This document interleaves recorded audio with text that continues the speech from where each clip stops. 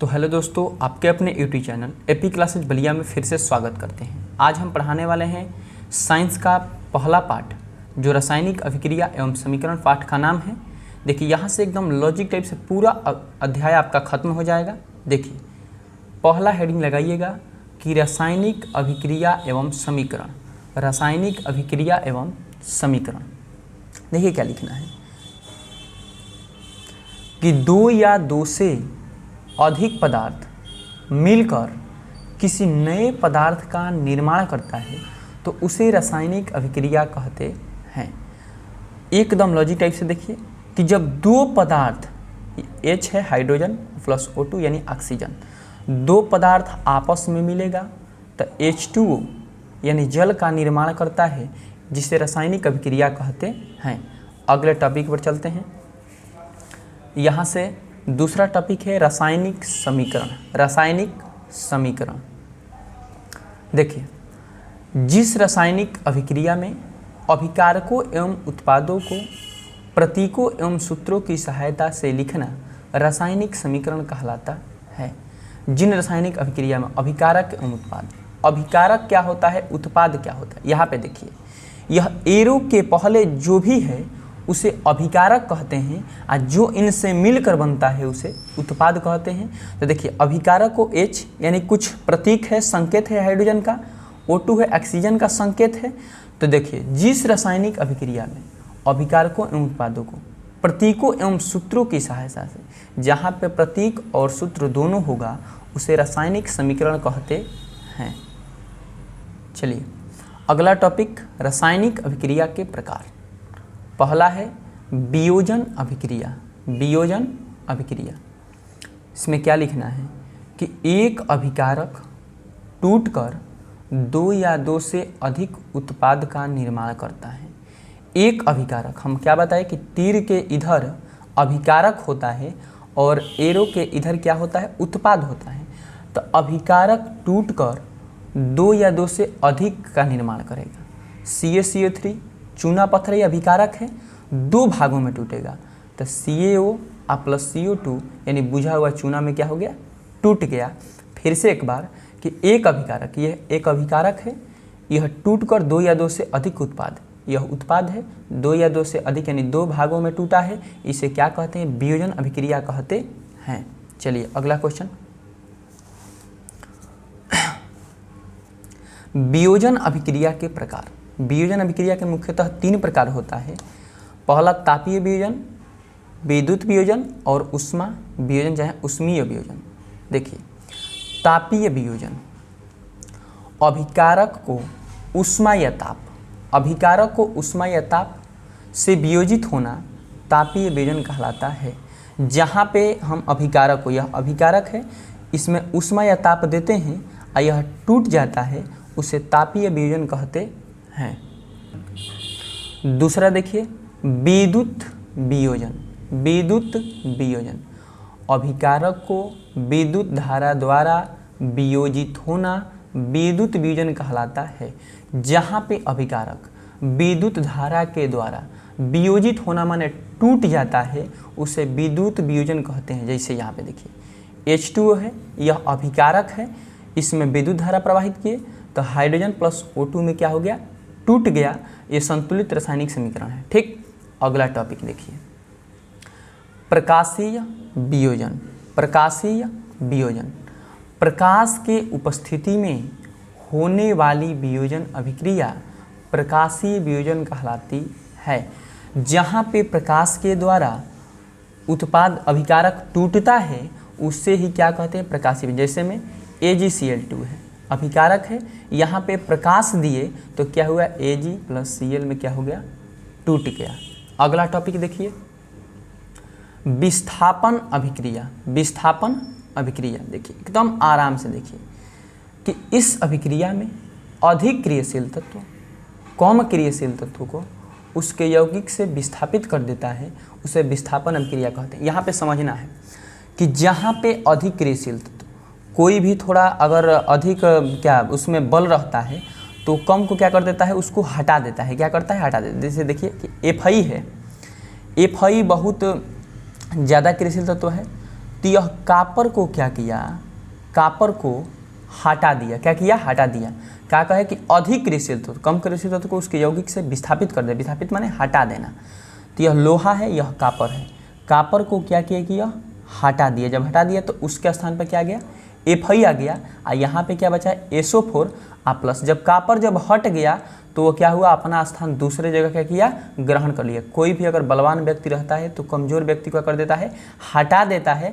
तो वह क्या करता है, कहीं अपना दूसरा जगह देख लेता है। फिर से बता रहे हैं कि कोई भी अधिक क्रियाशील तत्व कम क्रियाशील तत्व को उसके यौगिक में विस्थापित कर देता है, वही क्या कहलाता है, विस्थापन अभिक्रिया कहलाता है। अगला टॉपिक है द्विविस्थापन अभिक्रिया। अगला टॉपिक है द्विविस्थापन अभिक्रिया।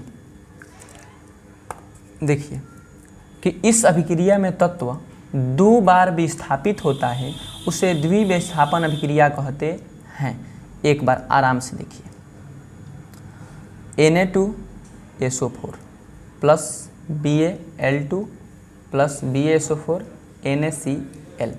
कुछ भी नहीं करना है। देखिए यह Ba है, यह क्या हुआ, Na2 को विस्थापित कर दिया। क्या हुआ, Na2 को विस्थापित कर दिया।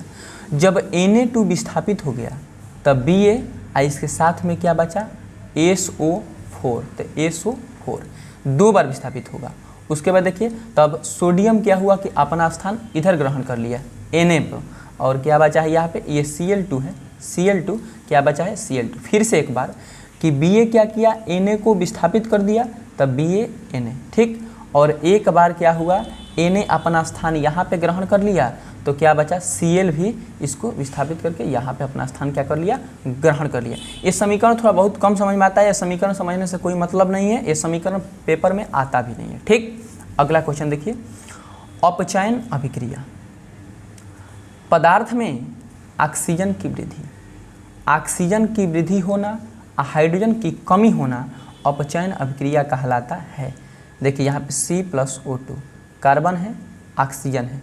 वृद्धि होने का मतलब कि योग जुड़ जाना, तो CO2 ऑक्सीजन क्या हुआ है, जुड़ गया है। अभी लिखे हैं ऑक्सीजन की वृद्धि। जहाँ पे ऑक्सीजन जुड़ता है उसे अपचयन अभिक्रिया, और जहाँ पे ऑक्सीजन की कमी होती है उसे अपचयन अभिक्रिया। फिर से एक बार समझिए इसको कि पदार्थ में ऑक्सीजन की वृद्धि, वृद्धि मीन्स क्या होता है, योग मीन्स जोड़ना, और हाइड्रोजन मीन्स कमी होना।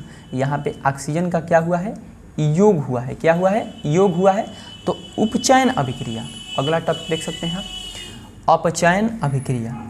पदार्थ में हाइड्रोजन की वृद्धि, हाइड्रोजन की वृद्धि होगा और ऑक्सीजन की क्या होगा, कमी। यहाँ पे देख सकते हैं कि Cu+H2O, Cu है, यहाँ पे क्या हुआ है, ऑक्सीजन की क्या हुआ है, कमी हो गया है। ये कमी माने हट गया है।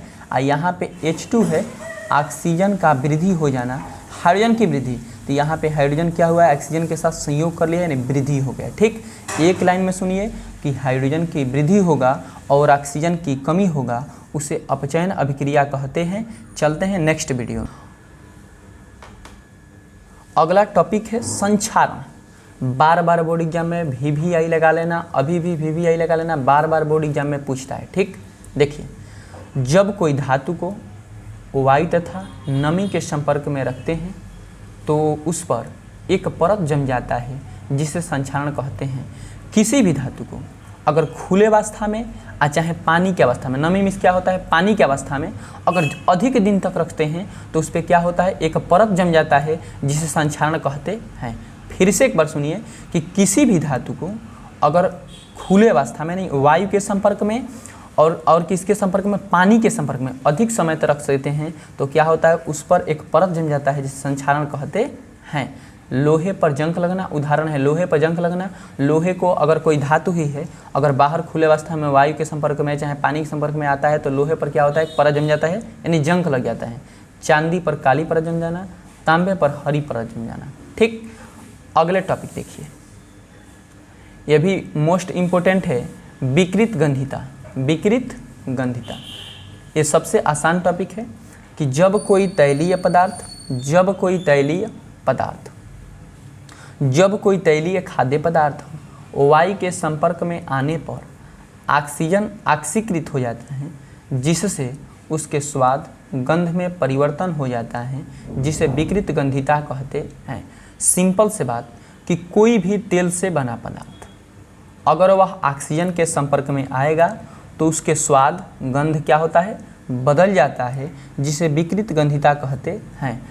एग्जाम्पल लेते हैं, जैसे में चिप्स हो गया। चिप्स को आप लोग खाए होंगे, तो क्या होता है कि अगर उसको हम फाड़ कर, वो तैलीय पदार्थ होता है, उसको हम फाड़ कर, चाहे घर पे ही बना चिप्स, अगर उसको हम खुले अवस्था में रखते हैं तो उसका स्वाद होता है जो बहुत थोड़ा ख़राब हो जाता है, गंध होता है वो बदल जाता है, उसे ही क्या कहते हैं, विकृत गंधिता कहते हैं।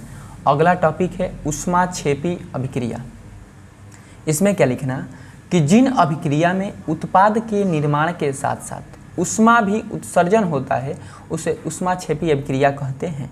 उत्पाद के निर्माण के साथ साथ क्या हम बताएं कि एरो के इस साइड अभिकारक होता है, इस साइड क्या होता है, उत्पाद। जब अभिक्रिया के उत्पाद के निर्माण के साथ जब ये CO2 है कार्बन डाइऑक्साइड और H2 है जल, यह बनता है तो इसके साथ साथ ऊष्मा का क्या होता है, उत्सर्जन होता है, यानी बाहर निकलता है, उसे ही क्या कहते हैं, ऊष्माक्षेपी अभिक्रिया कहते हैं। सिंपल याद रखना कि जब अभिक्रिया में उत्पाद के साथ साथ ऊष्मा का भी उत्सर्जन होता है उसे ऊष्माक्षेपी अभिक्रिया कहते हैं। अगला टॉपिक देखिए, लास्ट टॉपिक है ऊष्माशोषी अभिक्रिया।